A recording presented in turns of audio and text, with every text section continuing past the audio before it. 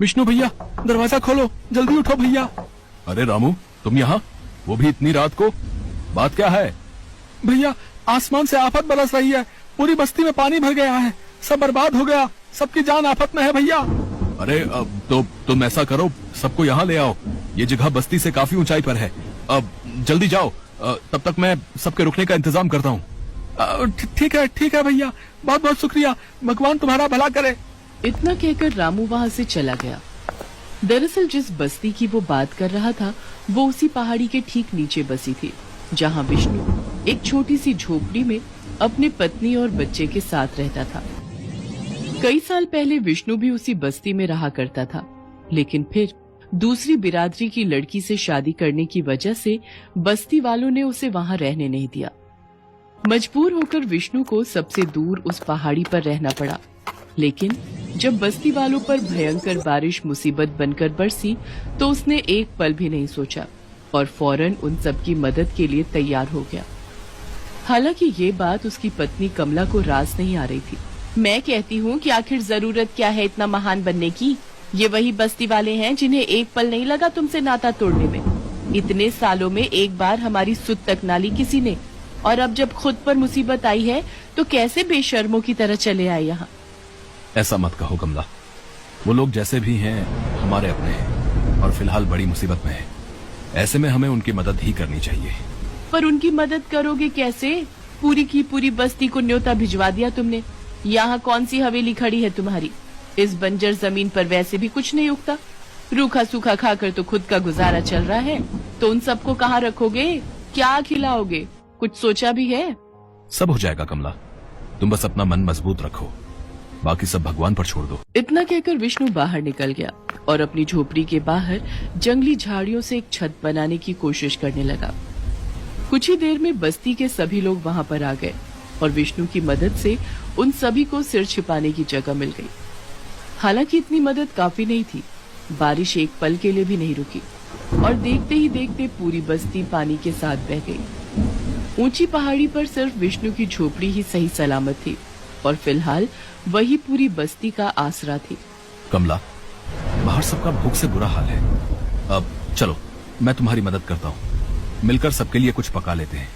क्या पकाओगे? चूल्हे पर चढ़ाने के लिए कुछ होना भी तो चाहिए।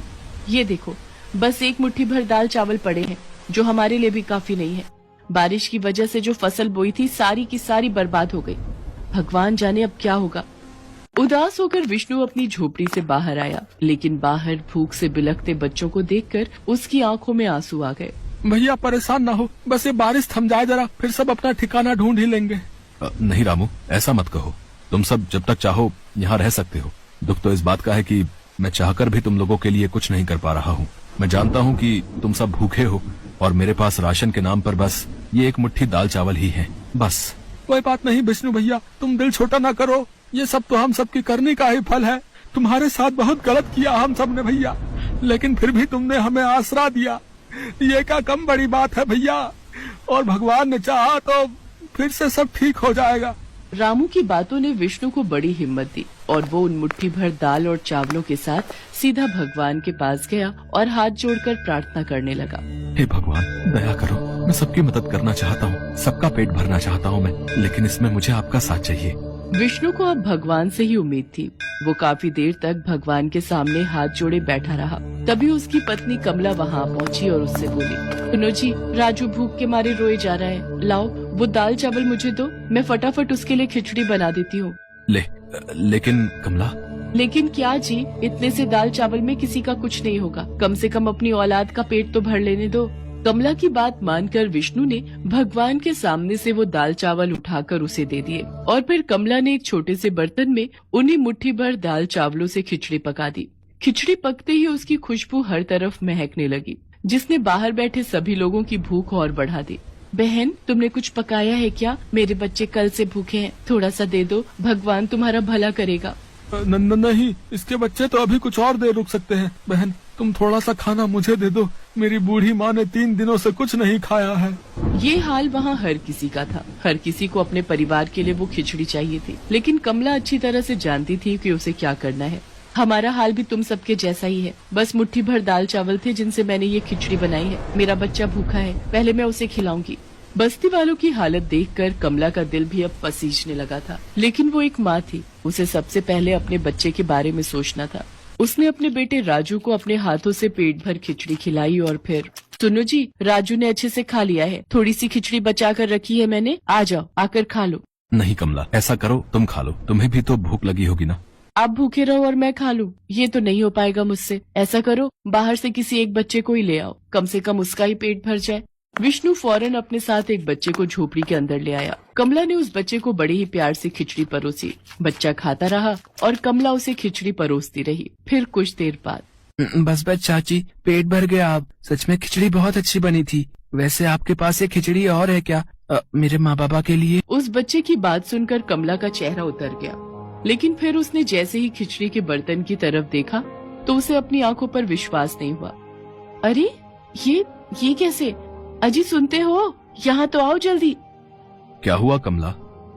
ये देखो, राजू ने खिचड़ी खा ली, इस बच्चे ने भी पेट भर कर खा ली, और ये बर्तन, ये तो अब भी खिचड़ी से भरा हुआ है। कमला को कुछ समझ नहीं आ रहा था, लेकिन विष्णु सब समझ गया था। उसने फौरन खिचड़ी से भरे बर्तन को उठाया और उसे सीधे भगवान के पास लेकर गया।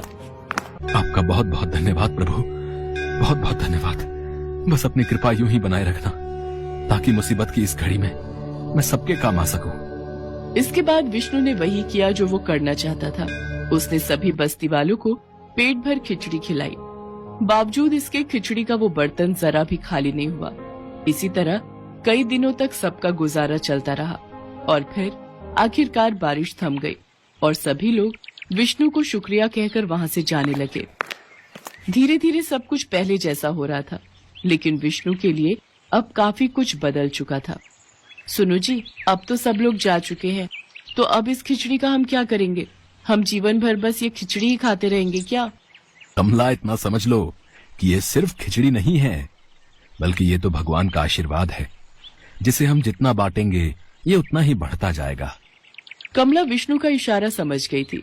अब वो दोनों मिलकर उस जादुई खिचड़ी से खुद आगे बढ़कर जरूरतमंदों की मदद करने लगे, और ऐसा करने से उनके घर में भी खूब बरकत होने लगी। बात चाहे खेती की हो या फिर फसल बेचकर होने वाली कमाई की।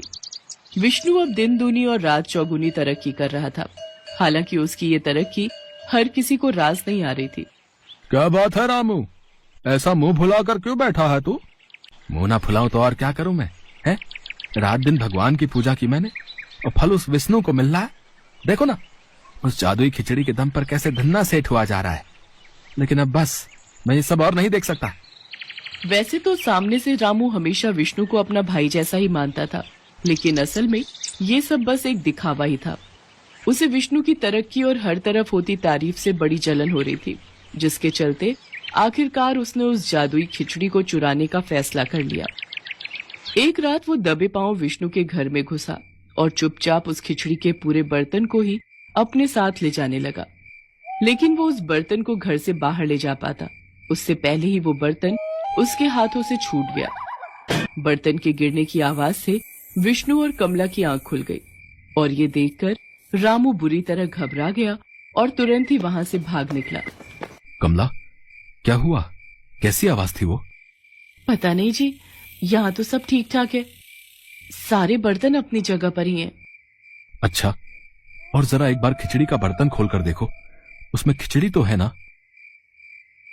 हाँ, ये तो पूरा भरा हुआ है, बिल्कुल पहले की तरह।